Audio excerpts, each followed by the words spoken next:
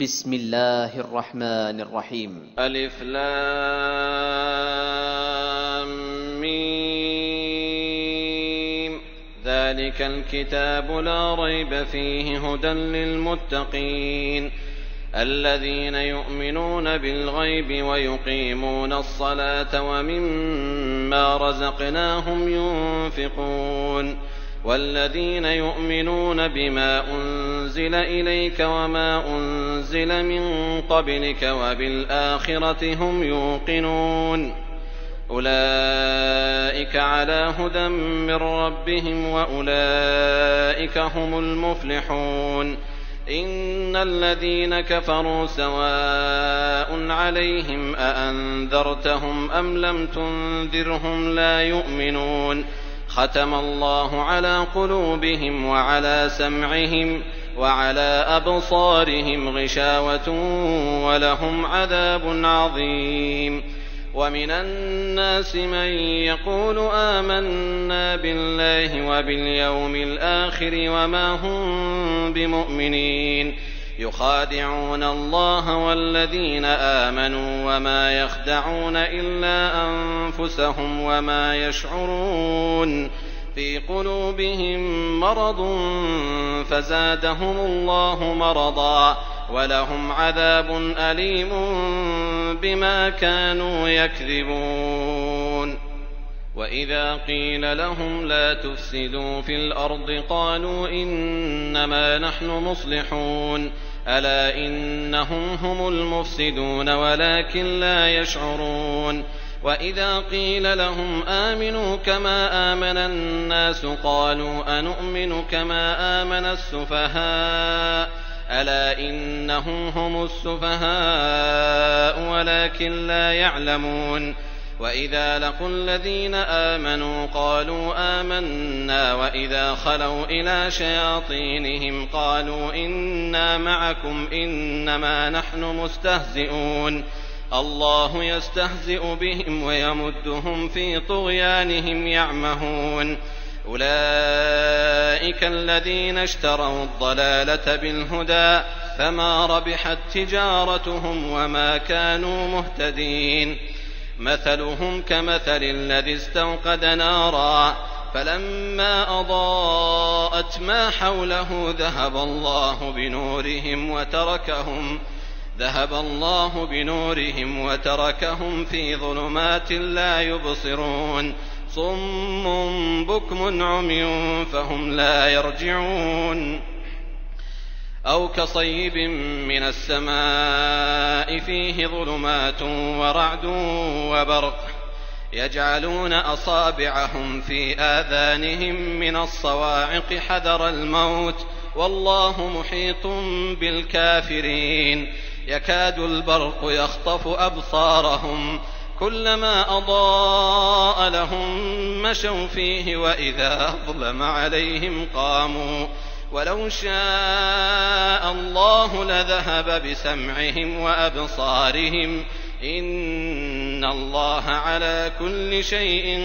قدير يا أيها الناس اعبدوا ربكم الذي خلقكم والذين من قبلكم لعلكم تتقون الذي جعل لكم الأرض فراشا والسماء بناء وأنزل من السماء ماء فأخرج به من الثمرات رزقا لكم فلا تجعلوا لله أندادا وأنتم تعلمون وإن كنتم في ريب مما نزلنا على عبدنا فأتوا بسورة من مثله وادعوا شهداءكم من دون الله إن كنتم صادقين فإن لم تفعلوا ولن تفعلوا فاتقوا النار التي وقودها الناس والحجارة أعدت للكافرين وبشر الذين آمنوا وعملوا الصالحات أن لهم جنات تجري من تحتها الأنهار كلما رزقوا منها من ثمرة رزقا قالوا هذا الذي رزقنا من قبل وأتوا به متشابها ولهم فيها أزواج مطهرة وهم فيها خالدون. إن الله لا يستحيي أن يضرب مثلا ما بعوضة فما فوقها فأما الذين آمنوا فيعلمون أنه الحق من ربهم وأما الذين كفروا فيقولون ماذا أراد الله بهذا مثلا يضل به كثيرا ويهدي به كثيرا وما يضل به إلا الفاسقين الذين ينقضون عهد الله من بعد ميثاقه ويقطعون ما أمر الله به أن يوصل ويفسدون في الأرض أولئك هم الخاسرون. كيف تكفرون بالله وكنتم أمواتا فأحياكم ثم يميتكم ثم يحييكم ثم إليه ترجعون. هو الذي خلق لكم ما في الأرض جميعا ثم استوى إلى السماء فسواهن 7 سماوات وهو بكل شيء عليم. وإذ قال ربك للملائكة إني جاعل في الأرض خليفة قالوا أتجعل فيها من يفسد فيها ويسفك الدماء ونحن نسبح بحمدك ونقدس لك قال إني أعلم ما لا تعلمون. وعلم آدم الأسماء كلها ثم عرضهم على الملائكة فقال أنبئوني بأسماء هؤلاء إن كنتم صادقين. قالوا سبحانك لا علم لنا إلا ما علمتنا إنك أنت العليم الحكيم. قال يا آدم أنبئهم بأسمائهم فلما أنبأهم بأسمائهم قال ألم أقل لكم إني أعلم غيب السماوات والأرض وأعلم ما تبدون وما كنتم تكتمون. وإذ قلنا للملائكة اسجدوا لآدم فسجدوا إلا إبليس أبى واستكبر وكان من الكافرين. وقلنا يا آدم اسكن أنت وزوجك الجنة وكلا منها رغدا حيث شئتما ولا تقربا هذه الشجرة فتكونا من الظالمين. فأزلهما الشيطان عنها فأخرجهما مما كانا فيه وقلنا اهبطوا بعضكم لبعض عدو ولكم في الأرض مستقر ومتاع إلى حين. فتلقى آدم من ربه كلمات فتاب عليه إنه هو التواب الرحيم. قلنا اهبطوا منها جميعا فإما يأتينكم مني هدى فمن تبع هداي فلا خوف عليهم ولا هم يحزنون. والذين كفروا وكذبوا بآياتنا أولئك أصحاب النار هم فيها خالدون. يا بني إسرائيل اذكروا نعمتي التي أنعمت عليكم وأوفوا بعهدي أوف بعهدكم وإياي فارهبون. وآمنوا بما أنزلت مصدقا لما معكم ولا تكونوا أول كافر به ولا تشتروا بآياتي ثمنا قليلا وإياي فاتقون. ولا تلبسوا الحق بالباطل وتكتموا الحق وأنتم تعلمون. وأقيموا الصلاة وآتوا الزكاة واركعوا مع الراكعين. أتأمرون الناس بالبر وتنسون أنفسكم وأنتم تتلون الكتاب أفلا تعقلون. واستعينوا بالصبر والصلاة وإنها لكبيرة إلا على الخاشعين الذين يظنون أنهم ملاقو ربهم وأنهم إليه راجعون. يا بني إسرائيل اذكروا نعمتي التي أنعمت عليكم وأني فضلتكم على العالمين واتقوا يوما لا تجزي نفس عن نفس شيئا ولا يقبل منها شفاعة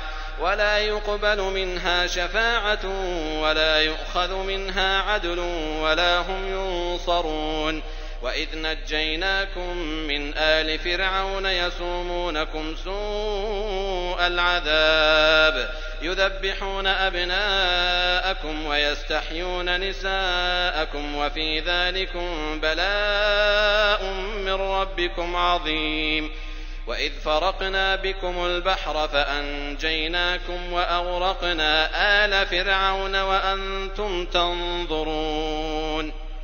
وإذ واعدنا موسى 40 ليلة ثم اتخذتم العجل من بعده وأنتم ظالمون ثم عفونا عنكم من بعد ذلك لعلكم تشكرون. وإذ آتينا موسى الكتاب والفرقان لعلكم تهتدون. وإذ قال موسى لقومه يا قوم إنكم ظلمتم أنفسكم باتخاذكم العجل فتوبوا إلى بارئكم فاقتلوا أنفسكم ذلكم خير لكم عند بارئكم فتاب عليكم إنه هو التواب الرحيم. وإذ قلتم يا موسى لن نؤمن لك حتى نرى الله جهرة فأخذتكم الصاعقة وأنتم تنظرون ثم بعثناكم من بعد موتكم لعلكم تشكرون. وظللنا عليكم الغمام وأنزلنا عليكم المن والسلوى كلوا من طيبات ما رزقناكم وما ظلمونا ولكن كانوا أنفسهم يظلمون. وإذ قلنا ادخلوا هذه القرية فكلوا منها حيث شئتم رغدا وادخلوا الباب سجدا وقولوا حطة نغفر لكم خطاياكم وسنزيد المحسنين. فبدل الذين ظلموا قولا غير الذي قيل لهم فأنزلنا على الذين ظلموا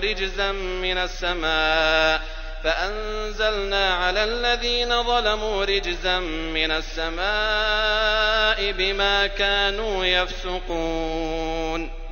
وإذ استسقى موسى لقومه فقلنا اضرب بعصاك الحجر فانفجرت منه 12 عينا قد علم كل أناس مشربهم كلوا واشربوا من رزق الله ولا تعثوا في الأرض مفسدين.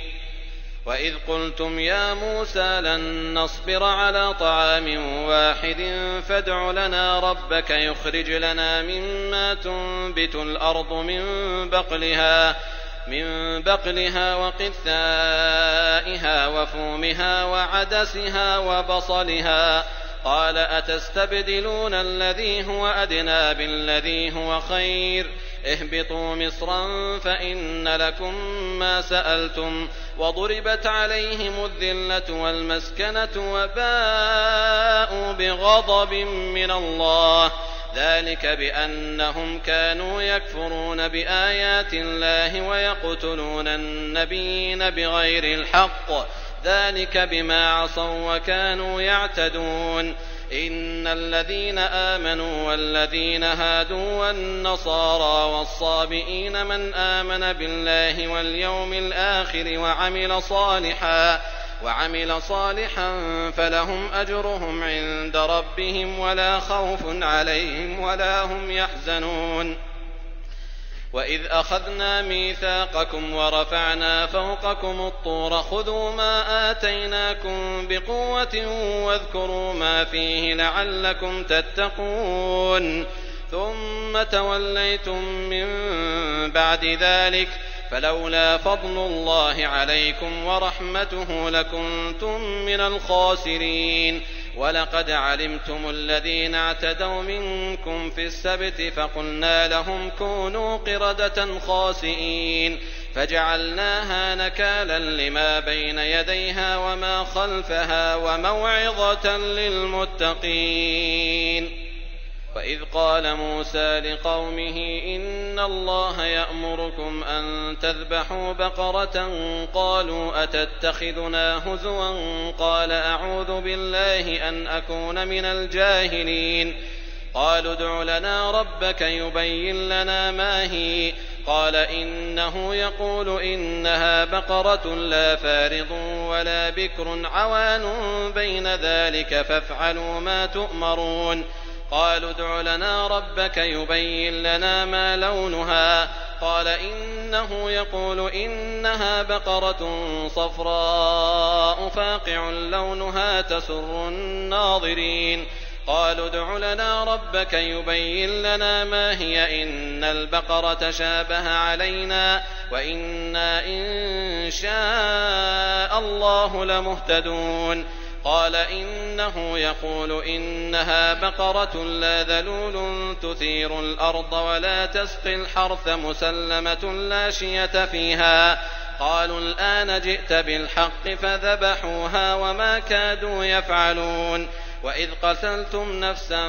فادارأتم فيها والله مخرج ما كنتم تكتمون. فقلنا اضربوه ببعضها كذلك يحيي الله الموتى ويريكم آياته لعلكم تعقلون. ثم قست قلوبكم من بعد ذلك فهي كالحجارة أو أشد قسوة وإن من الحجارة لما يتفجر منه الأنهار وإن منها لما يشقق فيخرج منه الماء وإن منها لما يهبط من خشية الله وما الله بغافل عما تعملون. أفتطمعون أن يؤمنوا لكم وقد كان فريق منهم يسمعون كلام الله ثم يحرفونه من بعد ما عقلوه وهم يعلمون. وإذا لقوا الذين آمنوا قالوا آمنا وإذا خلا بعضهم إلى بعض قالوا أتحدثونهم بما فتح الله عليكم ليحاجوكم به عند ربكم أفلا تعقلون. أولا يعلمون أن الله يعلم ما يسرون وما يعلنون. ومنهم أميون لا يعلمون الكتاب إلا أماني وإن هم إلا يظنون. فويل للذين يكتبون الكتاب بأيديهم ثم يقولون هذا من عند الله ليشتروا به ثمنا قليلا فويل لهم مما كتبت أيديهم وويل لهم مما يكسبون. وقالوا لن تمسنا النار إلا أياما معدودة قل أتخذتم عند الله عهدا فلن يخلف الله عهده أم تقولون على الله ما لا تعلمون. بلى من كسب سيئة وأحاطت به خطيئته فأولئك أصحاب النار هم فيها خالدون. والذين آمنوا وعملوا الصالحات أولئك أصحاب الجنة هم فيها خالدون.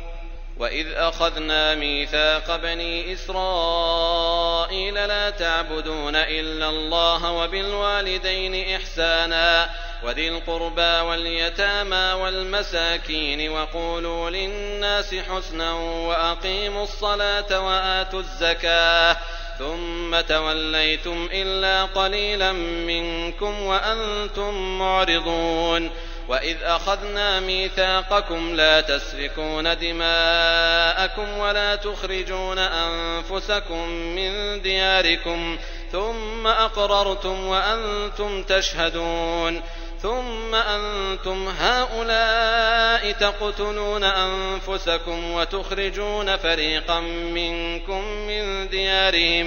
من ديارهم تظاهرون عليهم بالإثم والعدوان وإن يأتوكم أسارى تفادوهم وهو محرم عليكم إخراجهم أفتؤمنون ببعض الكتاب وتكفرون ببعض فما جزاء من يفعل ذلك منكم إلا خزي في الحياة الدنيا ويوم القيامة يردون إلى أشد العذاب وما الله بغافل عما تعملون أولئك الذين اشتروا الحياة الدنيا بالآخرة فلا يخفف عنهم العذاب ولا هم ينصرون. ولقد آتينا موسى الكتاب وقفينا من بعده بالرسل وآتينا عيسى ابن مريم البينات وأيدناه بروح القدس أفكلما جاءكم رسول بما لا تهوى أنفسكم استكبرتم ففريقا كذبتم وفريقا تقتلون وقالوا قلوبنا غلف بل لعنهم الله بكفرهم فقليلا ما يؤمنون ولما جاءهم كتاب من عند الله مصدق لما معهم وكانوا من قبل يستفتحون على الذين كفروا فلما جاءهم ما عرفوا كفروا به فلعنة الله على الكافرين بئس ما اشتروا به أنفسهم أن يكفروا بما أنزل الله بغيا أن ينزل الله من فضله على من يشاء من عباده فباءوا بغضب على غضب وللكافرين عذاب مهين. وإذا قيل لهم آمنوا بما أنزل الله قالوا نؤمن بما أنزل علينا ويكفرون بما وراءه وهو الحق مصدقا لما معهم قل فلم تقتلون أنبياء الله من قبل إن كنتم مؤمنين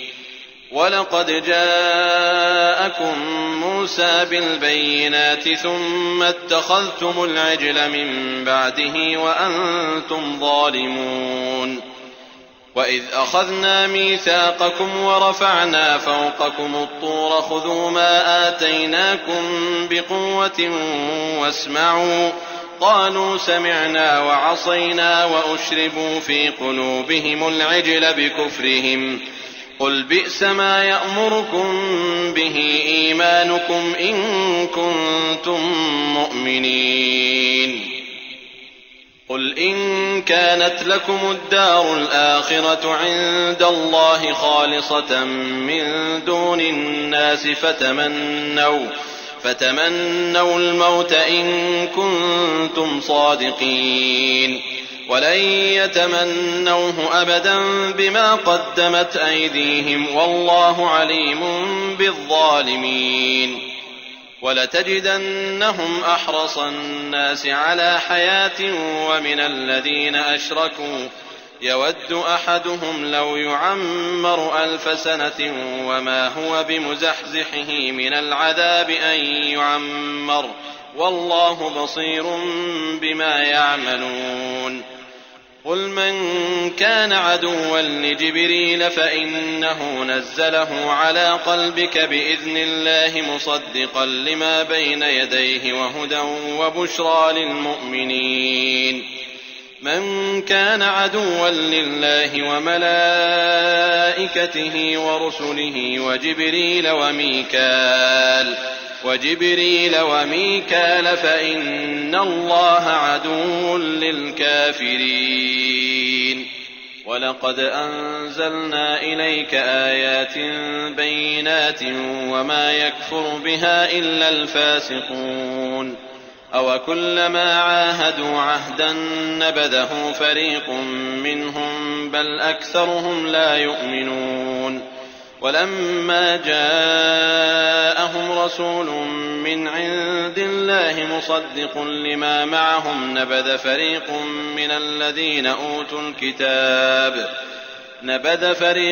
من الذين أوتوا الكتاب كتاب الله وراء ظهورهم كأنهم لا يعلمون واتبعوا ما تتلو الشياطين على ملك سليمان وما كفر سليمان ولكن الشياطين كفروا يعلمون الناس السحر وما أنزل على الملكين ببابل هاروت وماروت وما يعلمان من أحد حتى يقولا إنما نحن فتنة فلا تكفر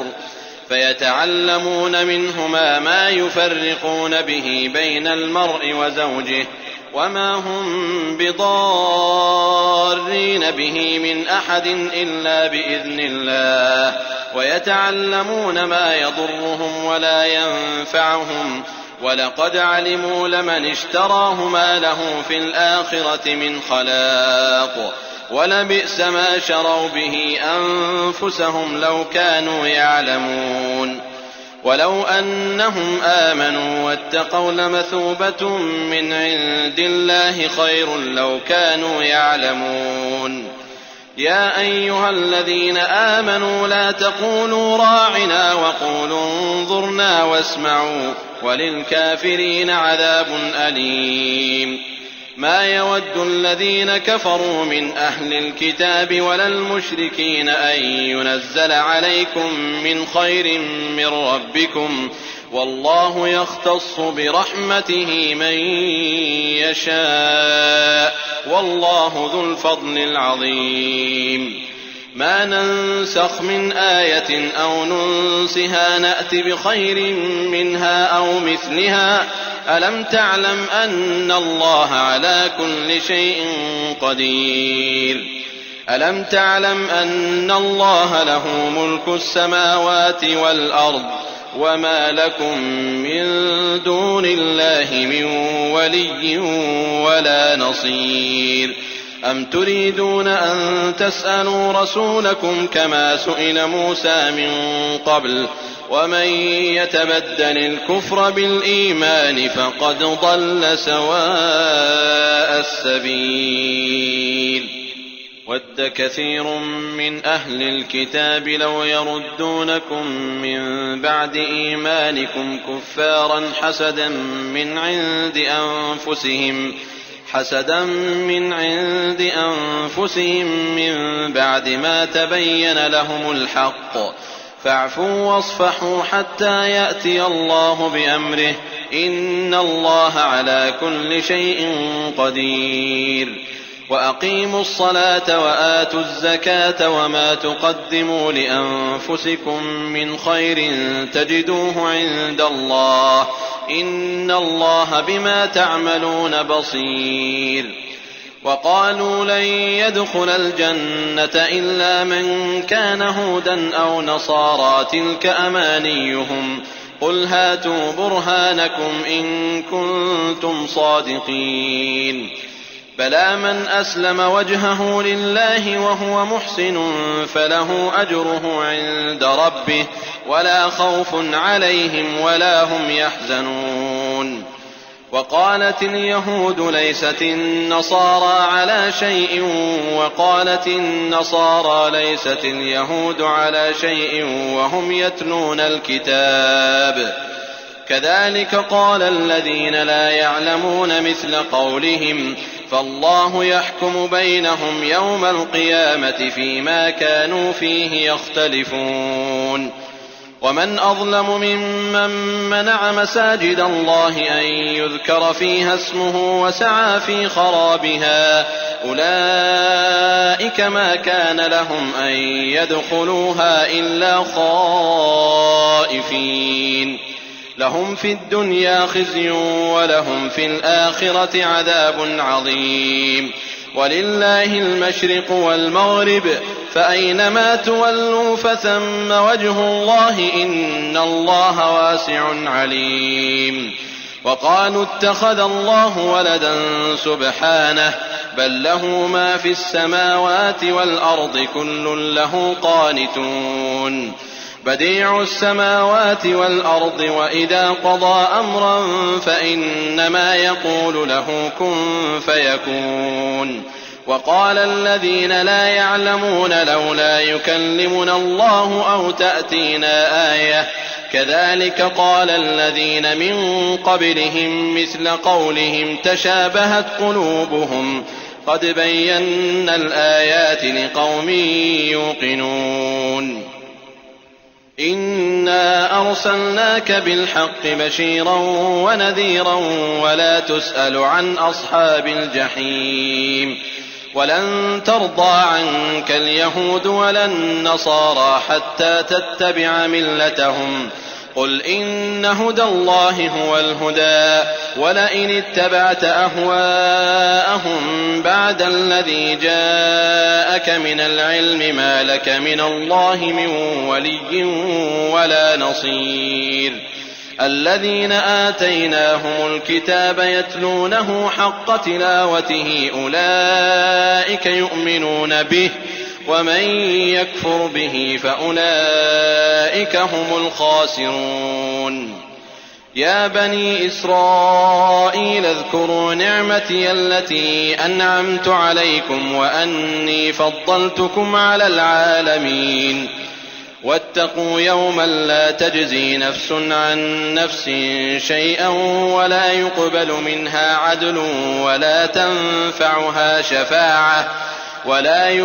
منها عدل ولا تنفعها شفاعة ولا هم ينصرون وإذ ابتلى إبراهيم ربه بكلمات فأتمهن قال إني جاعلك للناس إماما قال ومن ذريتي قال لا ينال عهد الظالمين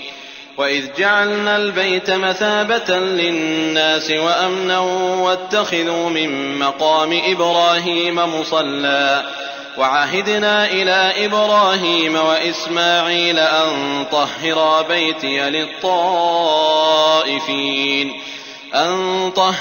بيتي للطائفين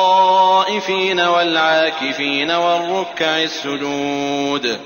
وإذ قال إبراهيم رب اجعل هذا بلدا آمنا وارزق أهله من الثمرات من آمن منهم بالله واليوم الآخر قال ومن كفر فأمتعه قليلا ثم أضطره إلى عذاب النار وبئس المصير وإذ يرفع إبراهيم القواعد من البيت وإسماعيل ربنا تقبل منا إنك أنت السميع العليم ربنا واجعلنا مسلمين لك ومن ذريتنا أمة مسلمة لك وأرنا مناسكنا وتب علينا إنك أنت التواب الرحيم ربنا وابعث فيهم رسولا منهم يتلو عليهم آياتك ويعلمهم الكتاب والحكمة ويزكيهم إنك أنت العزيز الحكيم ومن يرغب عن ملة إبراهيم إلا من سفه نفسه ولقد اصطفيناه في الدنيا وإنه في الآخرة لمن الصالحين إذ قال له ربه أسلم قال أسلمت لرب العالمين ووصى بها إبراهيم بنيه ويعقوب يا بني إن الله اصطفى لكم الدين فلا تموتن إلا وأنتم مسلمون أم كنتم شهداء إذ حضر يعقوب الموت إذ قال لبنيه ما تعبدون من بعدي قالوا نعبد إلهك وإله آبائك إبراهيم وإسماعيل وإسحاق إلها واحدا ونحن له مسلمون تلك أمة قد خلت لها ما كسبت ولكم ما كسبتم ولا تسألون عما كانوا يعملون. وقالوا كونوا هودا أو نصارى تهتدوا قل بل ملة إبراهيم حنيفا وما كان من المشركين. قولوا آمنا بالله وما أنزل إلينا وما أنزل إلى إبراهيم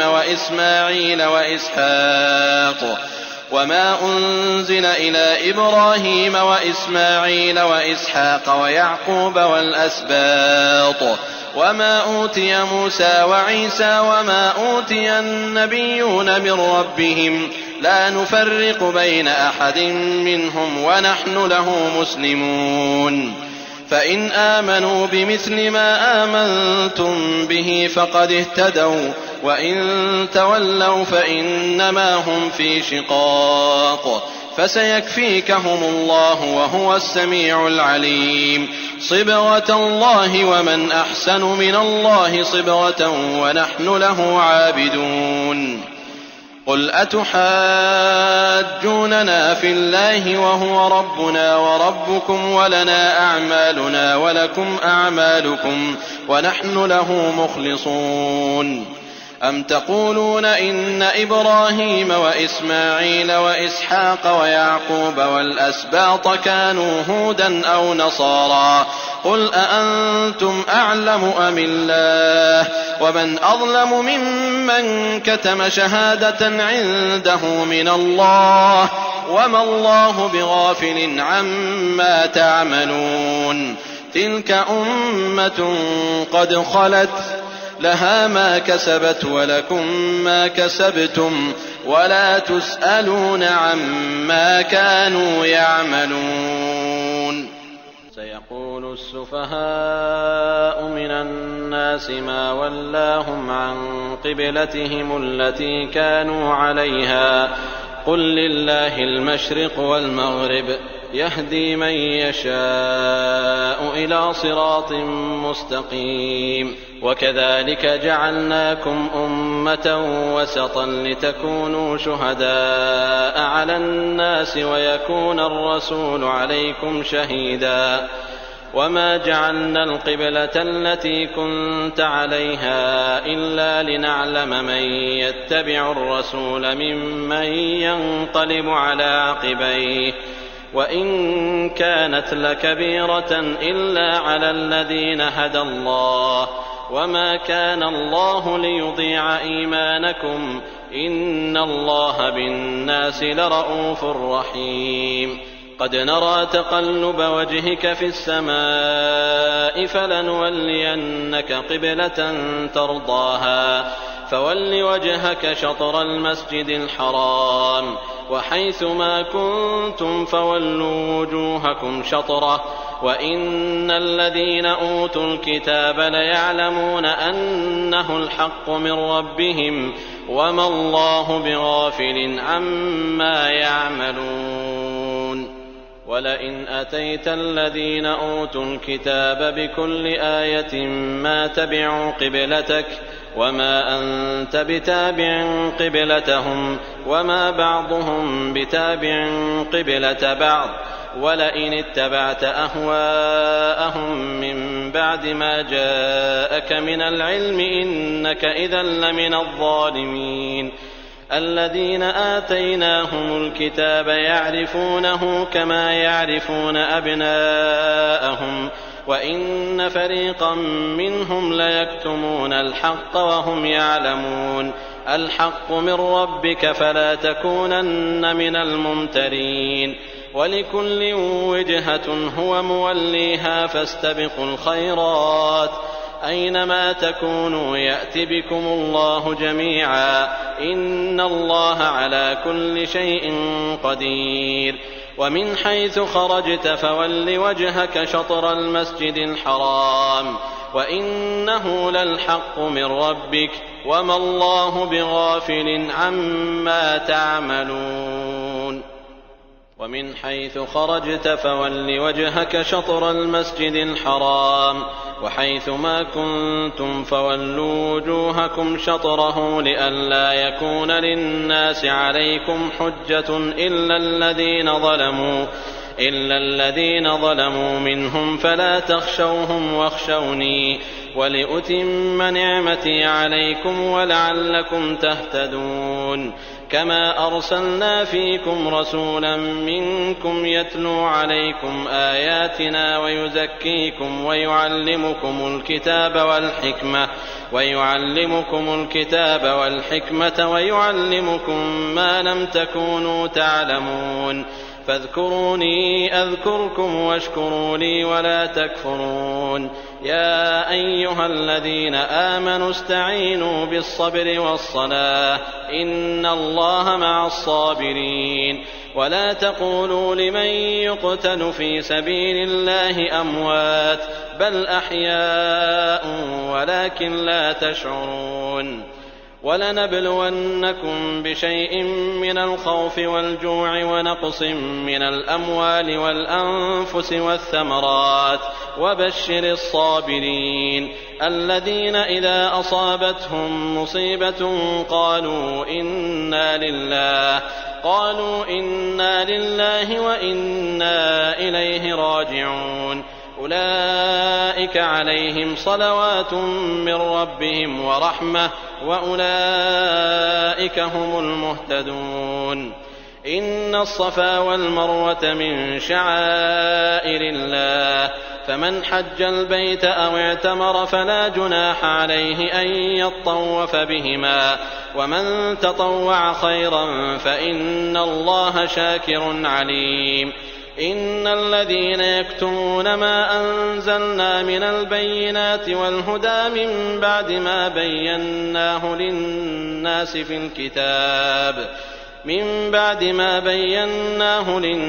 في الكتاب أولئك يلعنهم الله ويلعنهم اللاعنون إلا الذين تابوا وأصلحوا وبينوا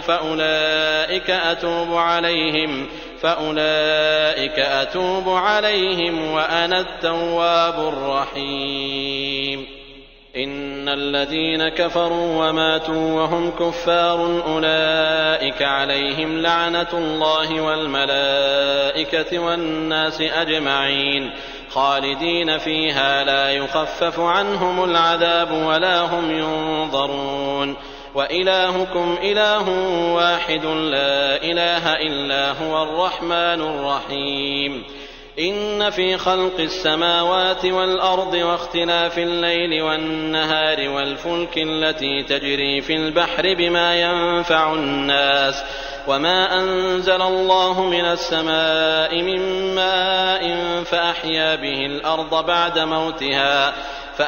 به الأرض بعد موتها وبث فيها من كل دابة وتصريف الرياح والسحاب المسخر بين السماء والأرض لآيات لقوم يعقلون ومن الناس من يتخذ من دون الله أندادا يحبونهم كحب الله والذين آمنوا أشد حبا لله ولو يرى الذين ظلموا إذ يرون العذاب أن القوة لله جميعا وأن الله شديد العذاب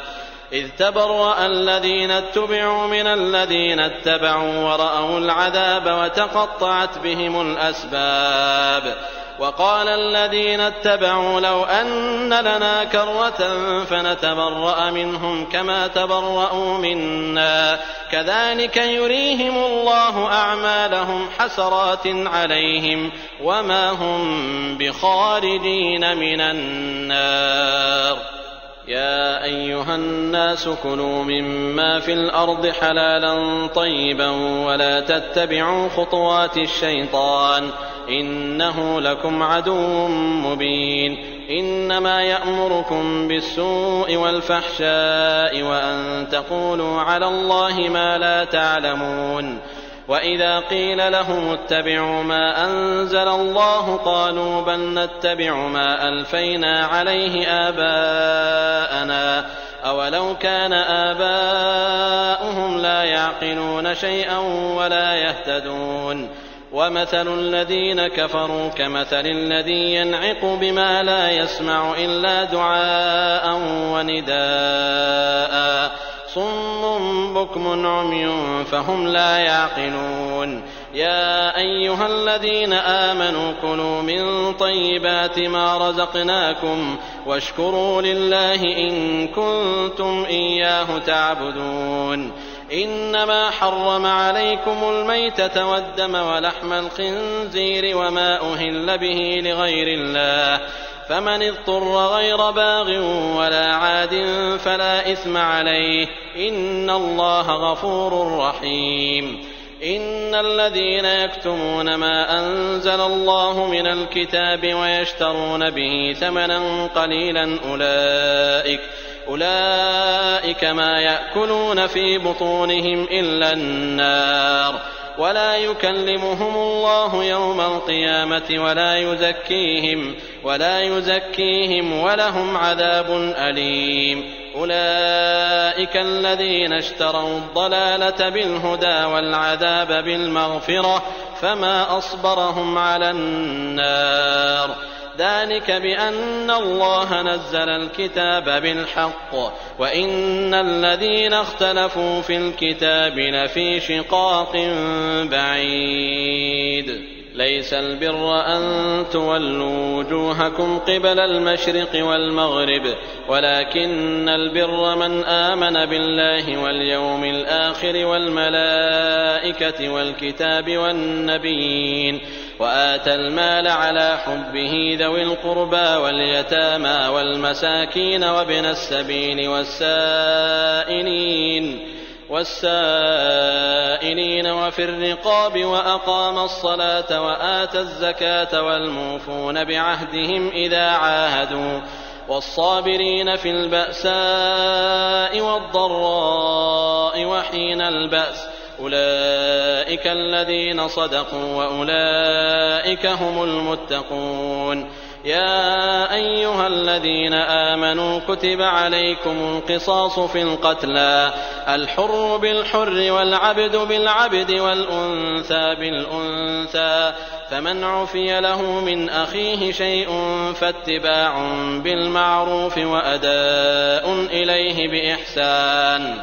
ذلك تخفيف من ربكم ورحمة فمن اعتدى بعد ذلك فله عذاب أليم ولكم في القصاص حياة يا أولي الألباب لعلكم تتقون كتب عليكم إذا حضر أحدكم الموت إن ترك خيرا الوصية للوالدين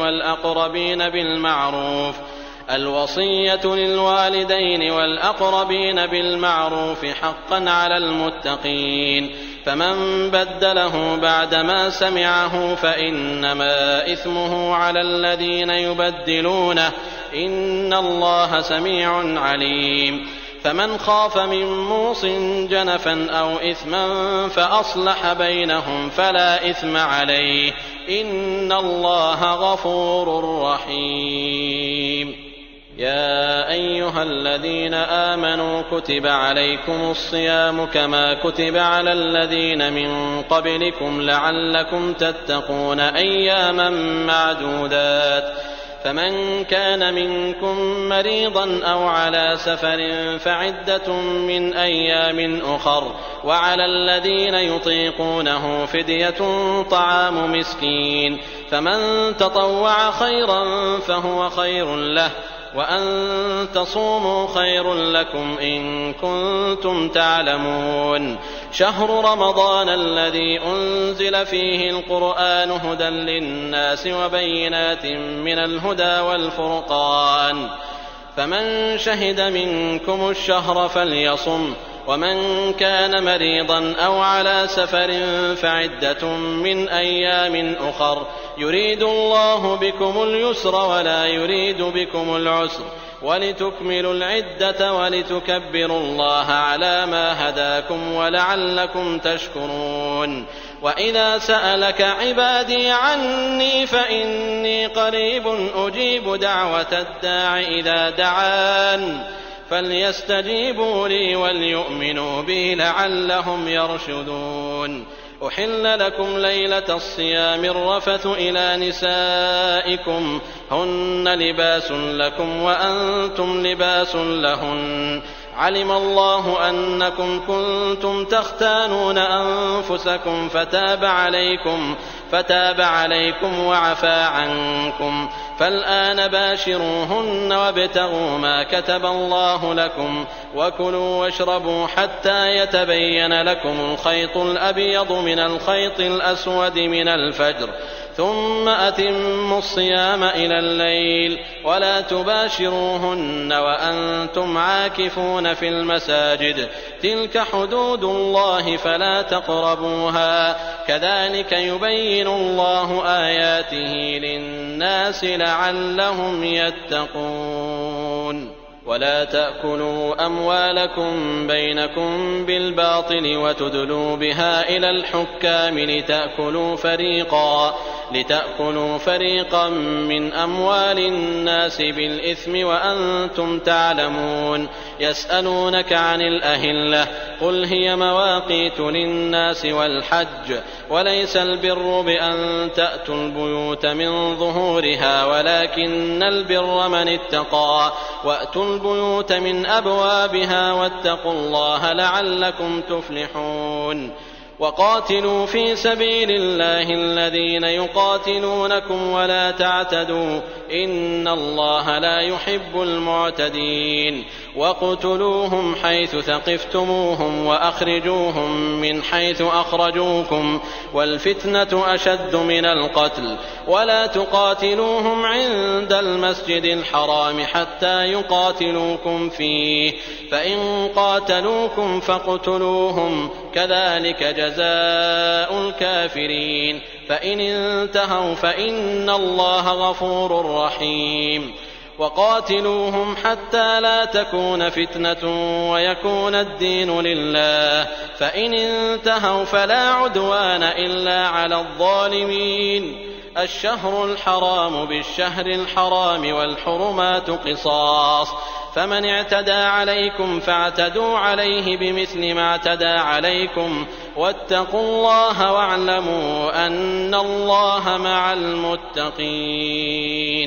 وأنفقوا في سبيل الله ولا تلقوا بأيديكم إلى التهلكة وأحسنوا إن الله يحب المحسنين. وأتموا الحج والعمرة لله فإن أحصرتم فما استيسر من الهدي ولا تحلقوا رؤوسكم حتى يبلغ الهدي محله فمن كان منكم مريضا أو به أذى من رأسه ففدية من صيام أو صدقة أو نسك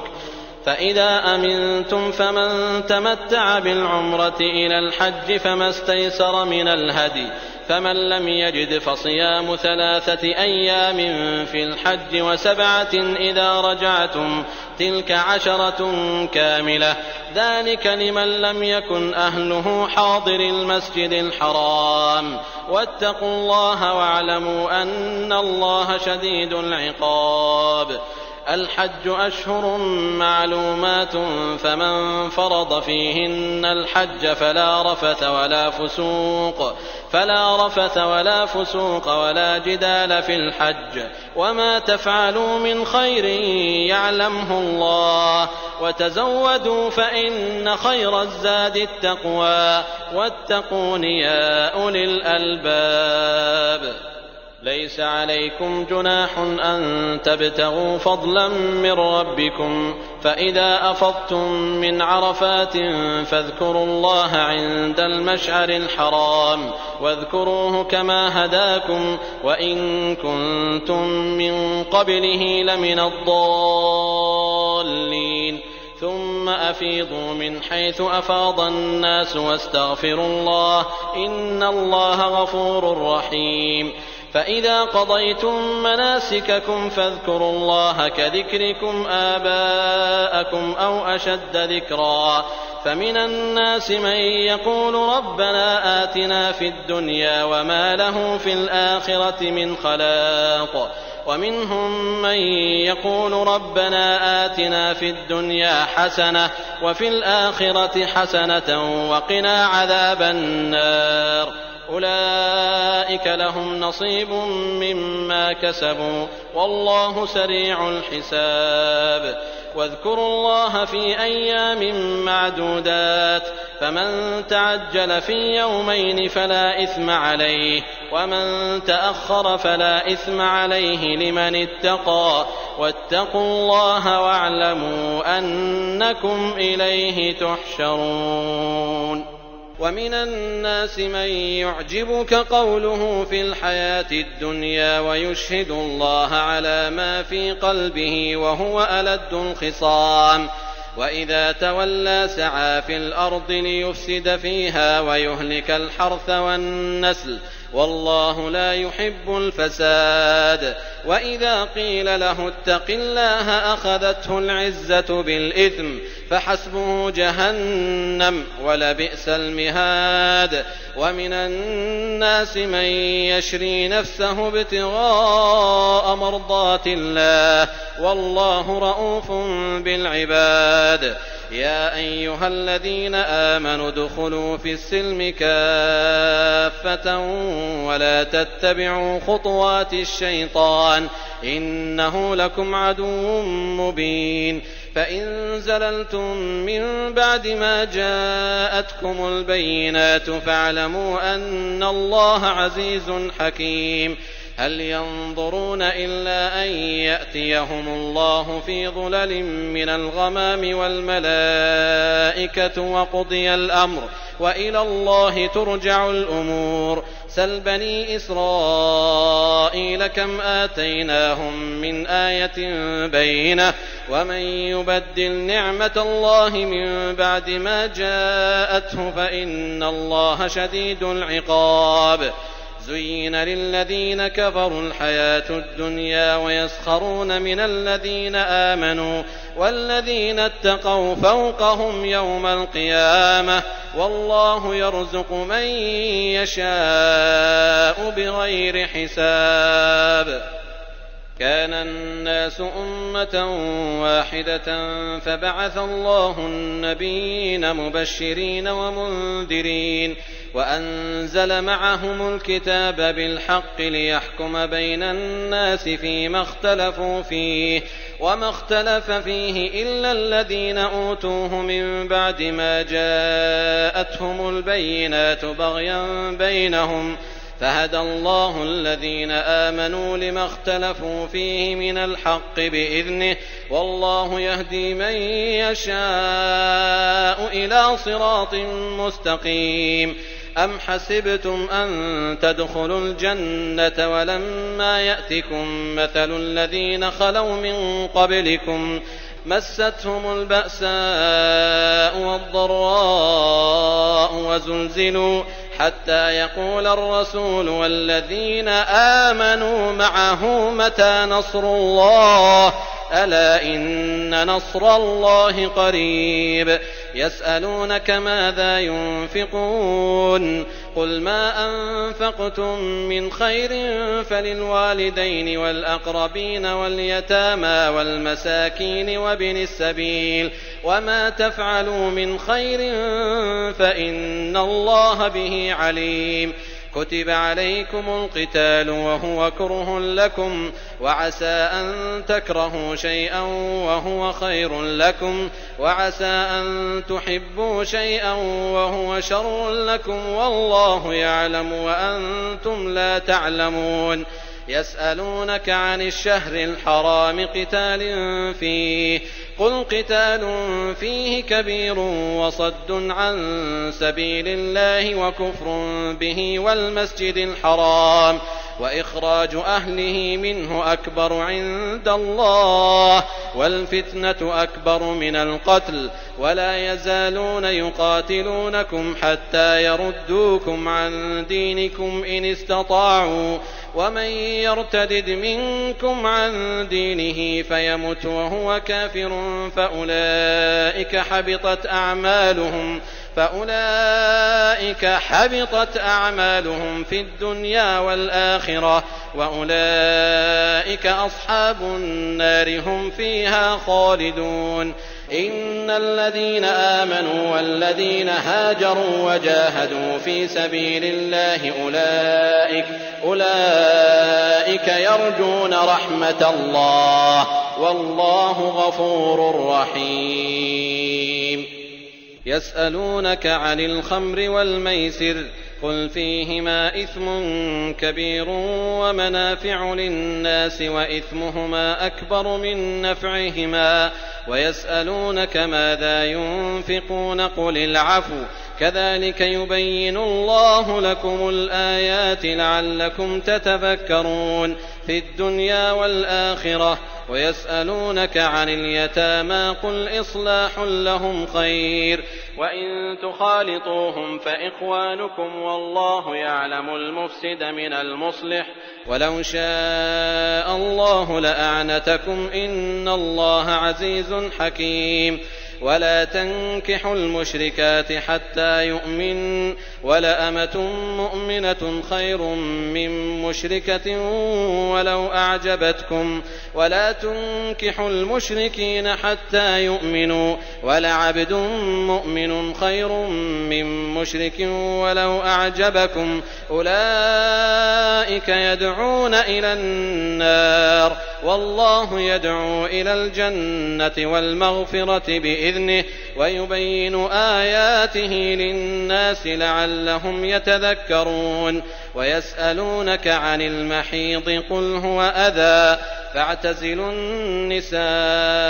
في المحيض ولا تقربوهن حتى يطهرن فإذا تطهرن فأتوهن من حيث أمركم الله إن الله يحب التوابين ويحب المتطهرين. نساؤكم حرث لكم فأتوا حرثكم أنى شئتم وقدموا لأنفسكم واتقوا الله واعلموا أنكم ملاقوه وبشر المؤمنين. ولا تجعلوا الله عرضة لأيمانكم أن تبروا وتتقوا وتصلحوا بين الناس والله سميع عليم. لا يؤاخذكم الله باللغو في أيمانكم ولكن يؤاخذكم بما كسبت قلوبكم والله غفور حليم. للذين يؤلون من نسائهم تربص 4 أشهر فإن فاءوا فإن الله غفور رحيم. وإن عزموا الطلاق فإن الله سميع عليم. والمطلقات يتربصن بأنفسهن 3 قروء ولا يحل لهن أن يكتمن ما خلق الله في أرحامهن إن كن يؤمن بالله واليوم الآخر وبعولتهن أحق بردهن في ذلك إن أرادوا إصلاحا ولهن مثل الذي عليهن بالمعروف وللرجال عليهن درجة والله عزيز حكيم. الطلاق 2 فإمساك بمعروف أو تسريح بإحسان. ولا يحل لكم أن تأخذوا مما آتيتموهن شيئا إلا أن يخافا ألا يقيما حدود الله فإن خفتم ألا يقيما حدود الله فلا جناح عليهما فيما افتدت به تلك حدود الله فلا تعتدوها ومن يتعد حدود الله فأولئك هم الظالمون. فإن طلقها فلا تحل له من بعد حتى تنكح زوجا غيره فإن طلقها فلا جناح عليهما أن يتراجعا إن ظنا أن يقيما حدود الله وتلك حدود الله يبينها لقوم يعلمون. وإذا طلقتم النساء فبلغن أجلهن فأمسكوهن بمعروف أو سرحوهن بمعروف ولا تمسكوهن ضرارا لتعتدوا ومن يفعل ذلك فقد ظلم نفسه. ولا تتخذوا آيات الله هزوا واذكروا نعمة الله عليكم وما أنزل عليكم من الكتاب والحكمة يعظكم به واتقوا الله واعلموا أن الله بكل شيء عليم. وإذا طلقتم النساء فبلغن أجلهن فلا تعضلوهن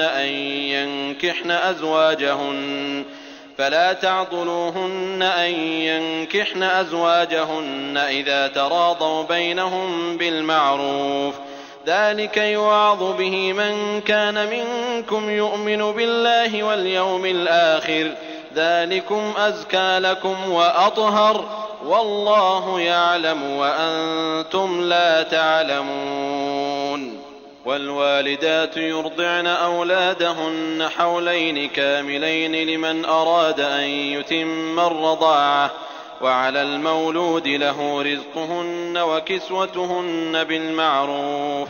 لا تكلف نفس إلا وسعها. لا تضار والدة بولدها ولا مولود له بولده وعلى الوارث مثل ذلك فإن أرادا فصالا عن تراض منهما وتشاور فلا جناح عليهما. وإن أردتم أن تسترضعوا أولادكم فلا جناح عليكم إذا سلمتم ما آتيتم بالمعروف. واتقوا الله واعلموا أن الله بما تعملون بصير. والذين يتوفون منكم ويذرون أزواجا يتربصن بأنفسهن 4 أشهر وعشرا فإذا بلغن أجلهن فلا جناح عليكم فيما فعلن في أنفسهن بالمعروف والله بما تعملون خبير. ولا جناح عليكم فيما عرضتم به من خطبة النساء أو أكننتم في أنفسكم. علم الله أنكم ستذكرونهن ولكن لا تواعدوهن سرا إلا أن تقولوا قولا معروفا. ولا تعزموا عقدة النكاح حتى يبلغ الكتاب أجله واعلموا أن الله يعلم ما في أنفسكم فاحذروه واعلموا أن الله غفور حليم. لا جناح عليكم إن طلقتم النساء ما لم تمسوهن أو تفرضوا لهن فريضة ومتعوهن على الموسع قدره وعلى المقتر قدره متاعا بالمعروف حقا على المحسنين. وإن طلقتموهن من قبل أن تمسوهن وقد فرضتم لهن فريضة فنصف ما فرضتم إلا أن يعفون أو يعفو الذي بيده عقدة النكاح وأن تعفوا أقرب للتقوى ولا تنسوا الفضل بينكم إن الله بما تعملون بصير. حافظوا على الصلوات والصلاة الوسطى وقوموا لله قانتين. فإن خفتم فرجالا أو ركبانا فإذا أمنتم فاذكروا الله كما علمكم ما لم تكونوا تعلمون. والذين يتوفون منكم ويذرون أزواجا وصية لأزواجهم متاعا إلى الحول غير إخراج فإن خرجن فلا جناح عليكم فيما فعلن في أنفسهن من معروف والله عزيز حكيم. وللمطلقات متاع بالمعروف حقا على المتقين. كذلك يبين الله لكم آياته لعلكم تعقلون. ألم تر إلى الذين خرجوا من ديارهم وهم ألوف حذر الموت فقال لهم الله موتوا ثم أحياهم إن الله لذو فضل على الناس ولكن أكثر الناس لا يشكرون. وقاتلوا في سبيل الله واعلموا أن الله سميع عليم. من ذا الذي يقرض الله قرضا حسنا فيضاعفه له أضعافا كثيرة والله يقبض ويبسط وإليه ترجعون. ألم تر إلى الملأ من بني إسرائيل من بعد موسى إذ قالوا لنبي لهم ابعث لنا ملكا نقاتل في سبيل الله قال هل عسيتم إن كتب عليكم القتال ألا تقاتلوا قالوا وما لنا ألا نقاتل في سبيل الله وقد أخرجنا من ديارنا وأبنائنا فلما كتب عليهم القتال تولوا إلا قليلا منهم والله عليم بالظالمين. وقال لهم نبيهم إن الله قد بعث لكم طالوت ملكا قالوا أنى يكون له الملك علينا ونحن أحق بالملك منه ولم يؤت سعة من المال قال إن الله اصطفاه عليكم وزاده بسطة في العلم والجسم والله يؤتي ملكه من يشاء والله واسع عليم. وقال لهم نبيهم إن آية ملكه أن يأتيكم التابوت فيه سكينة من ربكم وبقية مما ترك آل موسى وآل هارون تحمله الملائكة إن في ذلك لآية لكم إن كنتم مؤمنين. فلما فصل طالوت بالجنود قال إن الله مبتليكم بنهر فمن شرب منه فليس مني ومن لم يطعمه فإنه مني إلا من اغترف غرفة بيده فشربوا منه إلا قليلا منهم فلما جاوزه هو والذين آمنوا معه قالوا لا طاقة لنا اليوم بجالوت وجنوده قال الذين يظنون أنهم ملاقو الله كم من فئة قليلة غلبت فئة كثيرة بإذن الله والله مع الصابرين. ولما برزوا لجالوت وجنوده قالوا ربنا أفرغ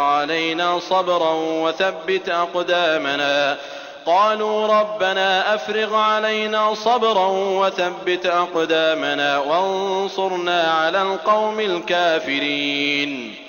فهزموهم بإذن الله وقتل داود جالوت وآتاه الله الملك والحكمة وعلمه مما يشاء ولولا دفع الله الناس بعضهم ببعض لفسدت الأرض ولكن الله ذو فضل على العالمين. تلك آيات الله نتلوها عليك بالحق وإنك لمن المرسلين. تلك الرسل فضلنا بعضهم على بعض منهم من كلم الله ورفع بعضهم درجات وآتينا عيسى ابن مريم البينات وأيدناه بروح القدس ولو شاء الله ما اقتتل الذين من بعدهم من بعد ما جاءتهم البينات ولكن اختلفوا فمنهم من آمن ومنهم من كفر ولو شاء الله ما اقتتلوا ولكن الله يفعل ما يريد. يا أيها الذين آمنوا أنفقوا مما رزقناكم من قبل أن يأتي يوم لا بيع فيه ولا خلة ولا شفاعة والكافرون هم الظالمون. الله لا إله إلا هو الحي القيوم لا تأخذه سنة ولا نوم له ما في السماوات وما في الأرض من ذا الذي يشفع عنده إلا بإذنه يعلم ما بين أيديهم وما خلفهم ولا يحيطون بشيء من علمه إلا بما شاء وسع كرسيه السماوات والأرض ولا يئوده حفظهما وهو العلي العظيم. لا إكراه في الدين قد تبين الرشد من الغي فمن يكفر بالطاغوت ويؤمن بالله فقد استمسك بالعروة الوثقى لا انفصام لها والله سميع عليم. الله ولي الذين آمنوا يخرجهم من الظلمات إلى النور والذين كفروا أولياؤهم الطاغوت يخرجونهم من النور إلى الظلمات أولئك أصحاب النار هم فيها خالدون. ألم تر إلى الذي حاج إبراهيم في ربه أن آتاه الله الملك إذ قال إبراهيم ربي الذي يحيي ويميت قال أنا أحيي وأميت قال إبراهيم فإن الله يأتي بالشمس من المشرق فأت بها من المغرب فبهت الذي كفر والله لا يهدي القوم الظالمين. أو كالذي مر على قرية وهي خاوية على عروشها قال أنى يحيي هذه الله بعد موتها فأماته الله 100 عام ثم بعثه قال كم لبثت قال لبثت يوما أو بعض يوم قال بل لبثت 100 عام فانظر إلى طعامك وشرابك لم يتسنه وانظر إلى حمارك ولنجعلك آية للناس وانظر إلى العظام كيف ننشزها ثم نكسوها لحما فلما تبين له قال أعلم أن الله على كل شيء قدير. وإذ قال إبراهيم رب أرني كيف تحيي الموتى قال أولم تؤمن قال بلى ولكن ليطمئن قلبي قال فخذ 4 من الطير فصرهن إليك ثم اجعل على كل جبل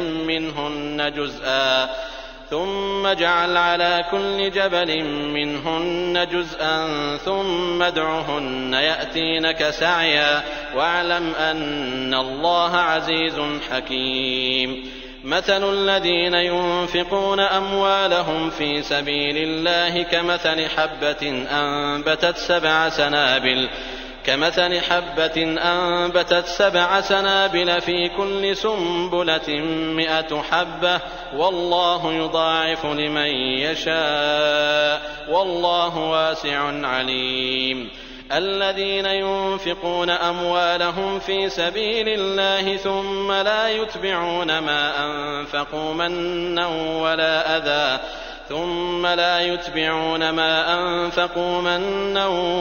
أذى لهم أجرهم عند ربهم ولا خوف عليهم ولا هم يحزنون. قول معروف ومغفرة خير من صدقة يتبعها أذى والله غني حليم. يا أيها الذين آمنوا لا تبطلوا صدقاتكم بالمن والأذى كالذي ينفق ماله رئاء الناس ولا يؤمن بالله واليوم الآخر فمثله كمثل صفوان عليه تراب فأصابه وابل فتركه صلدا لا يقدرون على شيء مما كسبوا والله لا يهدي القوم الكافرين. ومثل الذين ينفقون أموالهم ابتغاء مرضات الله وتثبيتا من أنفسهم كمثل جنة بربوة أصابها وابل فآتت أكلها ضعفين فإن لم يصبها وابل فطل والله بما تعملون بصير. أيود أحدكم أن تكون له جنة من نخيل وأعناب تجري من تحتها الأنهار له فيها من كل الثمرات وأصابه الكبر وله ذرية ضعفاء فأصابها إعصار فيه نار فاحترقت كذلك يبين الله لكم الآيات لعلكم تتفكرون يا أيها الذين آمنوا أنفقوا من طيبات ما كسبتم ومما أخرجنا لكم من الأرض ولا تيمموا الخبيث منه تنفقون ولستم بآخذيه إلا أن تغمضوا فيه واعلموا أن الله غني حميد الشيطان يعدكم الفقر ويأمركم بالفحشاء والله يعدكم مغفرة منه وفضلا والله واسع عليم يؤتي الحكمة من يشاء ومن يؤت الحكمة فقد أوتي خيرا كثيرا وما يذكر إلا أولو الألباب وما أنفقتم من نفقة أو نذرتم من نذر فإن الله يعلمه وما للظالمين من أنصار إن تبدوا الصدقات فنعما هي وإن تخفوها وتؤتوها الفقراء فهو خير لكم ويكفر عنكم من سيئاتكم والله بما تعملون خبير ليس عليك هداهم ولكن الله يهدي من يشاء وما تنفقوا من خير فلأنفسكم وما تنفقون إلا ابتغاء وجه الله وما تنفقوا من خير يوفى إليكم وأنتم لا تظلمون للفقراء الذين أحصروا في سبيل الله لا يستطيعون ضربا في الأرض يحسبهم الجاهل أغنياء من التعفف تعرفهم بسيماهم لا يسألون الناس إلحافا وما تنفقوا من خير فإن الله به عليم الذين ينفقون أموالهم بالليل والنهار سرا وعلانية فلهم أجرهم عند ربهم ولا خوف عليهم ولا هم يحزنون الذين يأكلون الربا لا يقومون إلا كما يقوم الذي يتخبطه الشيطان من المس ذلك بأنهم قالوا إنما البيع مثل الربا وأحل الله البيع وحرم الربا فمن جاءه موعظة من ربه فانتهى فله ما سلف وأمره إلى الله ومن عاد فأولئك أصحاب النار هم فيها خالدون يمحق الله الربا ويربي الصدقات والله لا يحب كل كفار أثيم إن الذين آمنوا وعملوا الصالحات وأقاموا الصلاة وآتوا الزكاة لهم أجرهم عند ربهم ولا خوف عليهم ولا هم يحزنون يا أيها الذين آمنوا اتقوا الله وذروا ما بقي من الربا إن كنتم مؤمنين فإن لم تفعلوا فأذنوا بحرب من الله ورسوله وإن تبتم فلكم رؤوس أموالكم لا تظلمون ولا تظلمون وإن كان ذو عسرة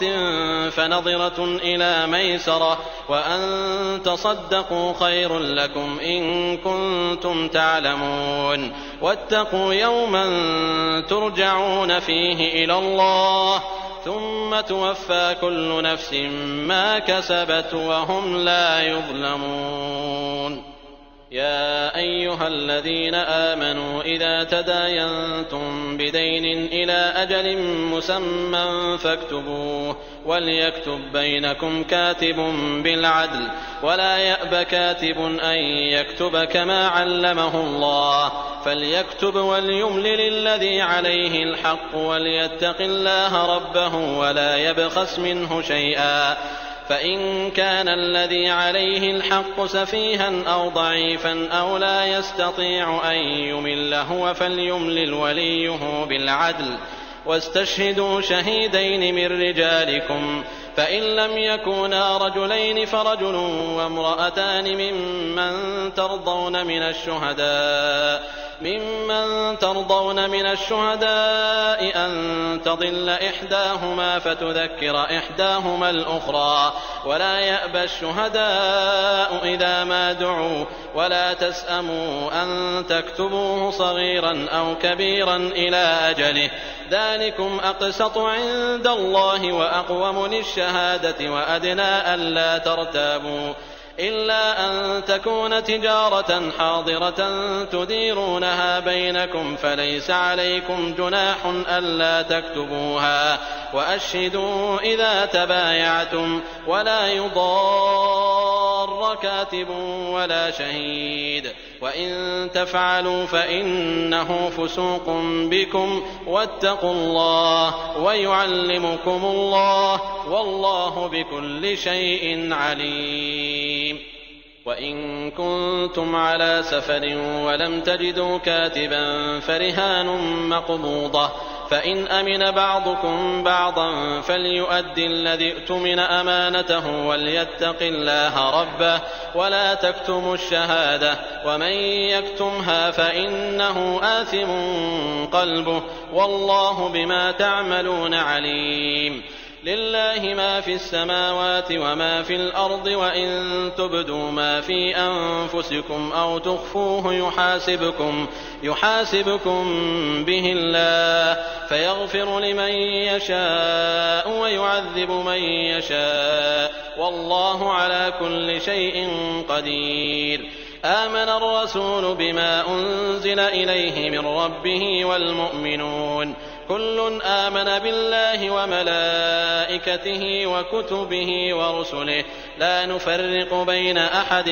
من رسله وقالوا سمعنا وأطعنا غفرانك ربنا وإليك المصير. لا يكلف الله نفسا إلا وسعها لها ما كسبت وعليها ما اكتسبت ربنا لا تؤاخذنا إن نسينا أو أخطأنا ربنا ولا تحمل علينا إصرا كما حملته على الذين من قبلنا ربنا ولا تحملنا ما لا طاقة لنا به واعف عنا واغفر لنا وارحمنا أنت مولانا فانصرنا على القوم الكافرين.